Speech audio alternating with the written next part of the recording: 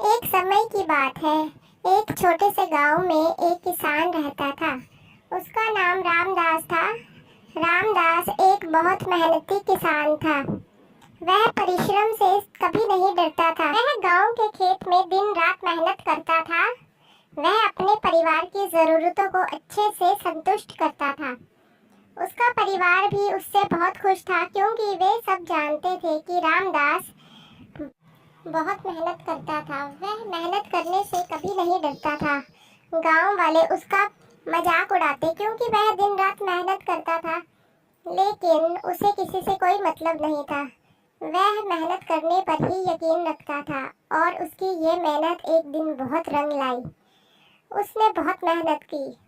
हार की बात है, गांव में अकाल पड़ गया, क्योंकि उस समय बारिश कहीं भी नहीं हो रही थी।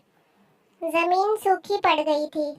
सभी किसानों को अपनी अपनी फसल की चिंता होने लगी थी, लेकिन रामदास कहाँ डरने वाले थे। वह यह अच्छी तरह से जानते थे कि मेहनत से किया हुआ काम कभी बेकार नहीं जाता। जो इंसान परिश्रम करता है, भगवान भी उसका साथ स्वयं ही देते हैं। रामदास ने अपने खेतों को और अच्छे से सिंचित करना शुरू कर दिया। वह रात दिन पौधों की देखभाल करता था। उसने पानी की बचत करना भी शुरू कर दी थी।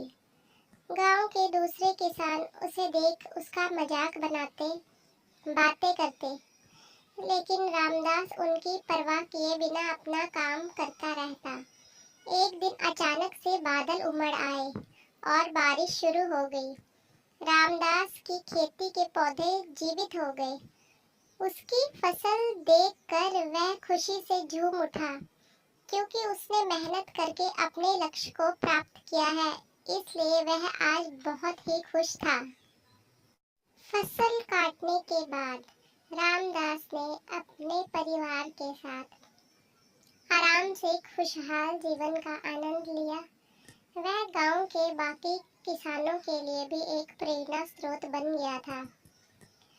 चाहे हालात जैसे भी हो, हमें हिम्मत नहीं हारनी चाहिए।